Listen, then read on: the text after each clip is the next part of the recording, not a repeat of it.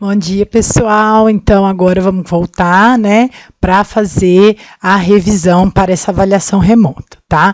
Então, a primeira coisa que eu queria colocar para vocês dessa avaliação remota vai ser um formulário, né, do Google Form para vocês entrarem. Eu vou colocar no link lá no próprio protocolo que eu coloco para vocês, formulário, perdão, que eu coloco para vocês com a videoaula. Então vai ter o da avaliação para vocês clicarem já direto também lá e responderem.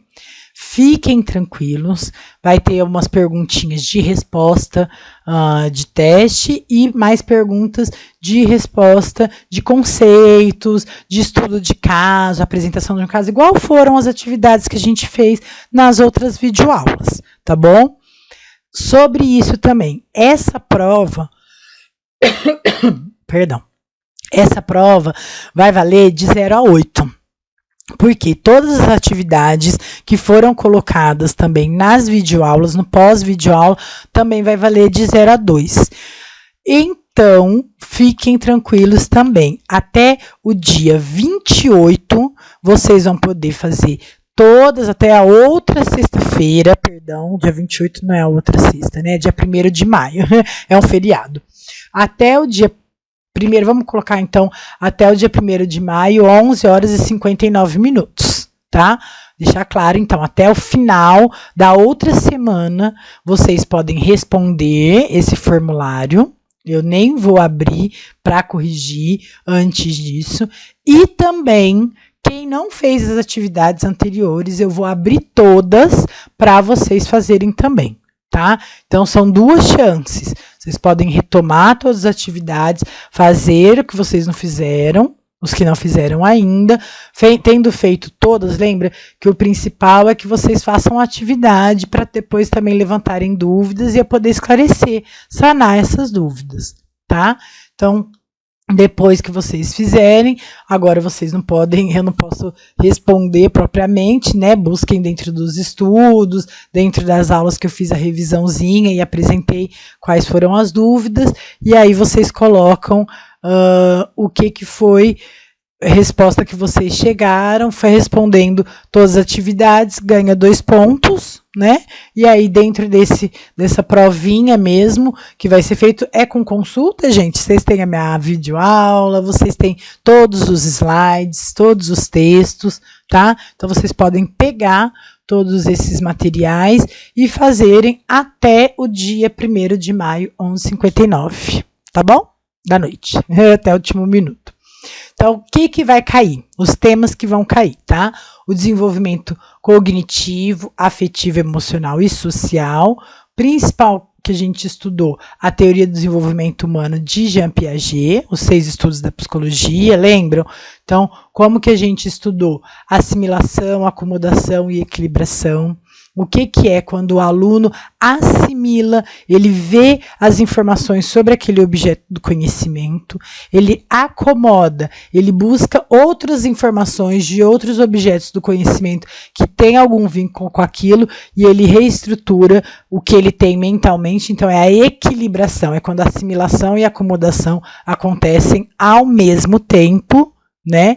E aí ele tem os estágios do desenvolvimento humano, né, que ele coloca, que aí é dentro de todos esses aspectos, cognitivo, afetivo, emocional e social, né? Então, no primeiro estágio, no sensório motor, ele vai ter ainda, lembra que eu falei para vocês, que o Piaget coloca um egocentrismo inato, né? Então ele acha que o mundo é ele mesmo, é restrito a ele mesmo, e ele até lembra que o ápice do sensório motor é a diferenciação de si do outro, é quando ele vê que a mãe não é uma continuidade do corpo dele, é quando ele vê que um objeto escondido ele ainda existe, não é porque não está na frente dele que ele não existe mais, é só ele buscar, né? Então, esse desenvolvimento pela ação sobre o objeto do conhecimento é que proporciona processos mentais de que o objeto do conhecimento é além dele. E aí é que vai buscar, no estágio seguinte, no pré-operatório, até essa definição do que é esse objeto do conhecimento, então.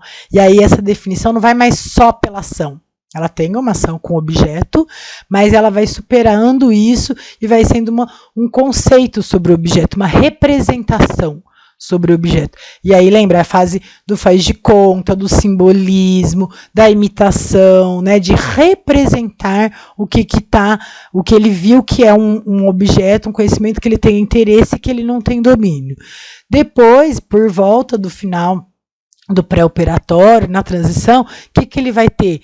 Aquela representação imaginativa, né, de faz de conta, ela não tem uma lógica, ela não é operatória. Lembra o termo operatório do Piaget? Né? Ela não tem uma lógica. Então, se ela não tem uma lógica, ele vai buscar uma lógica para justificar o que ele está entendendo. E aí que o operatório, ele vai abrindo esse egocentrismo, ele vai transitando e olhando para o que o outro está dizendo. Então, é quando tem o ápice, né, o começo do social, e que é colocar-se do ponto de vista do outro, ouvir o que o outro fala, tentar entender o que o outro está falando, porque ele pode não estar sendo coerente, ele pode não estar sendo correto sobre as informações. Mas ele ainda precisa do concreto, ele ainda precisa de algum material que represente aquela operação, até que ele passa só para o formal. Ele tem a possibilidade de só em pensamento, mentalmente, hipotético, dedutivo, lembra? Fazer o conceito dele sobre aquele objeto do conhecimento.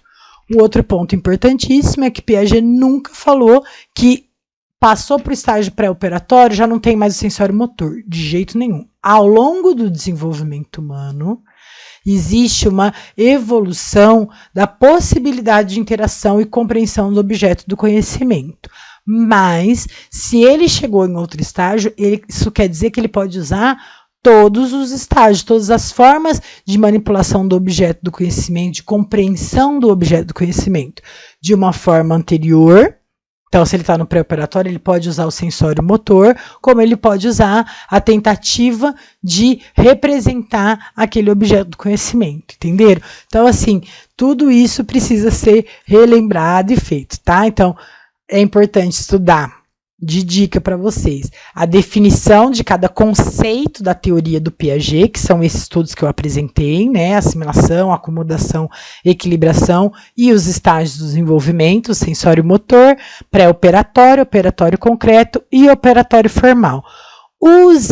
Para estudar, usem exemplos práticos do que vocês conhecem de uma criança, do que vocês conhecem de quem já tem a possibilidade de participar de estágio em escola, já teve, né? Agora está tendo o recesso ou a videoaula para eles também. Não sei como é que está o caso de vocês direto aí, mas a grande questão é então de tentar, dentro dessa definição de conceito, levantar exemplos para ajudar vocês a estudarem e ajudar vocês na prática de vocês, né? E essa dialética que o Piaget coloca entre desenvolvimento e aprendizagem. É quando tem o desenvolvimento dos processos mentais que o sujeito pode aprender informações sobre o objeto do conhecimento. Essa dialética que ele coloca também é muito importante. E aí, o desenvolvimento da personalidade, né? O que a gente estudou sobre esse desenvolvimento da libido, do Freud, né, e que desencadeia o desenvolvimento da personalidade daquela pessoa, né? Então, o quanto que é ele como o pai da psicanálise, né, como eu tinha falado, ele que vai colocar o quanto que as fases, né, desse desenvolvimento da personalidade estão diretamente ligadas à libido, à sexualidade, né? E que ele apresenta, então, quais são essas fases desse desenvolvimento da libido que vai desencadear a elaboração, a formação da personalidade, né? Então, quais são as fases da personalidade? É a fase oral, de 0 a 2 anos, né? Então, a boca, por isso oral, é chamada como a zona erógena, né, que é a mais carregada dentro dessa fase. Então, é a busca de significado do bebê com o mundo externo, é principalmente pela boca, né, então é a fase oral. Na fase 2, então, para vocês estudarem, a fase anal, né, de 2 a 4 anos, que é quando a criança tem o domínio sobre os esfínteres, e aí é quando ela produz uma obra, né, que eu coloquei, o quanto que essa força dela, de ela que produz, é ela que estabelece aquilo, é ela que conseguiu produzir aquilo. Então, no primeiro momento, o quanto que essa obra tem esse caráter importante, né, e ao longo do tempo vai acabar ganhando esse caráter negativo, e aí que tem a origem de sentimentos de asco, de nojo, né, como foi colocado para vocês. A fase fálica, então de 4 a 6 anos, né? Nessa fase são dos genitais, são quando eles exploram a zona erógena, os genitais, no caso dos meninos que eu tinha falado, o pênis, das meninas, o clitóris, né? Então, como essa parte é a zona principal de atenção da criança, né? Então a gente falou sobre o quanto dar orientações, né? Entender que ela faz isso como exploração, então não ser também totalmente agressivo e de não pode isso, mas de colocar para ela o quanto que a gente entende que ela tá dentro dessa fase, o quanto que ela tem curiosidade sobre isso, não precisa falar de fase que a criança não vai entender, né? Então, que ela tem curiosidade sobre isso, a gente entende, mas isso chama-se partes íntimas, né? Com partes íntimas a gente vai, onde que a gente vai, usa essas partes íntimas no banheiro, então isso é uma intimidade, é uma coisa só sua, né? Trabalhar dentro dessas coisas. A fase de latência, né, então, que é dos 6 aos 11 anos, que aí decai essas zonas erógenas de situações vinculadas ao próprio corpo da pessoa e vai diretamente para a busca, né, é desencadeado e desviado para atitudes práticas escolares ou de conhecimento geral, então é de fora do sujeito, não tem essa zona erógena, mas dentro do sujeito propriamente. A fase genital, então é a puberdade, né, dos 11 anos em diante, que aí é quando o adolescente, ele vai, a partir dessa revivência dos conflitos anteriores, buscar uma forma de solução para que seja mais permanente, adequada e idealizada, como produtiva e satisfatória, de que vai ter essa resolução desse caráter de desejo sexual de uma forma positiva, né?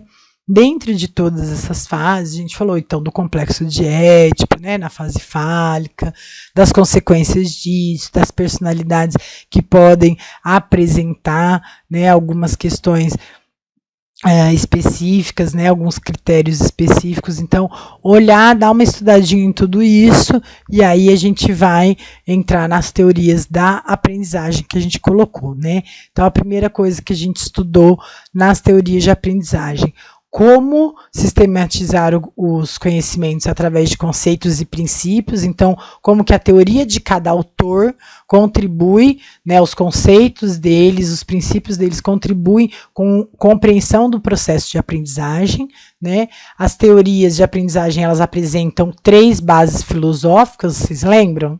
Comportamentalismo, humanismo e cognitivismo, né? Dentro do comportamentalismo, o que a gente estudou, né? São os comportamentos observáveis e mensuráveis do sujeito, que é o que a gente viu agora, terça-feira, da teoria behaviorista de Skinner, né? A resposta que ele dá aos estímulos externos e as consequências, lembra que é o mais importante, do que acontece após essas respostas. Sendo um reforço positivo, quer dizer que a resposta é para ser mantida. Sendo um reforço negativo, uma ignoração daquela resposta, então ele vai acabar eliminando aquela resposta, né? Manipulando a consequência, a exibição do comportamento. Então, pode-se controlá-lo e atingir o esperado. O cognitivismo, lembra?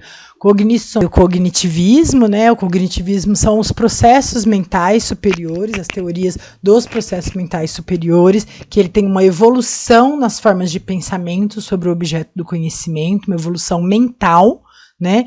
E essa a forma de processamento das informações, né, desses processos mentais, ela acontece a partir de percepção, resolução de problemas, tomada de decisão, processamento mental das informações, compreensão dessas informações, né?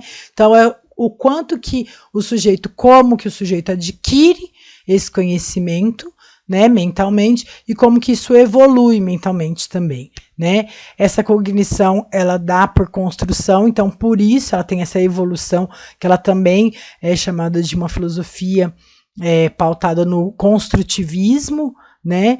Mas ele não é um método construtivista, né? O construtivismo, ele é uma filosofia de como que tem uma evolução, uma construção do conhecimento, tá? E aí o humanismo, por fim, que o sujeito aprende primordialmente como pessoa, então ele tem que ter essa visão total, né, de autorrealização da pessoa, o seu crescimento pessoal em aspectos de sentimentos, de emoção, de pensamento e de ação. Então, um aprendiz como um todo, né, e não só nos processos cognitivos. Embora os cognitivistas também não falem isso, né, eles usam o quanto que dentro do desenvolvimento mental também tem fatores emocionais, né? Mas a grande questão da diferença da filosofia humanista é que ela não é um aumento, ela não visa só o aumento do conhecimento, mas da formação da pessoa, né? A formação como um todo, pessoal, né? Os pensamentos, os sentimentos e ações estão integrados. Então, o aluno é o termo, né, de que o aluno é o centro do ensino, é ele que está, a escola é aberta para os processos, para as possibilidades, para as emoções do aluno, né? Então essa é a base principal do humanismo, a aprendizagem significativa, né? A integração de que aquilo precisa ter sentido, precisa ter um significado para aquela pessoa, para que seja feita propriamente o processo de aprendizagem, né? O aprendiz é visto, então, como um ser que pensa, sente e age de maneira integrada, né? Então, é o destaque das emoções nesses processos. E aí, outro tema também, mas aí, né, não precisa nem tanto da revisão propriamente, é a teoria behaviorista de Skinner. Só os temas principais para vocês estudarem, né, nas aulas de terça e da outra terça, são os tipos de resposta, então respondente e operante, os tipos de condicionamento, operante e respondente, os conceitos sobre isso, né? O que é reforço positivo, reforço negativo e punição, como que é o método Keller, né? A definição do método Keller e um pouquinho da análise do comportamento aplicada. Tá? Esse é o tema, os temas são os temas. Fiquem tranquilos, tudo vocês vão ter acesso. É para vocês fazerem com consulta, com calma, tá? Vale de 0 a 8 a prova. Ao longo da prova, eu posso estar online, não é para dar resposta, mas se for uma interpretação da pergunta, o que a pergunta está colocando que vocês não entenderam direito, eu posso contribuir para vocês responderem também, tá bom? Pessoal, boa prova, ótimo fim de semana e até semana que vem. Tchau, tchau.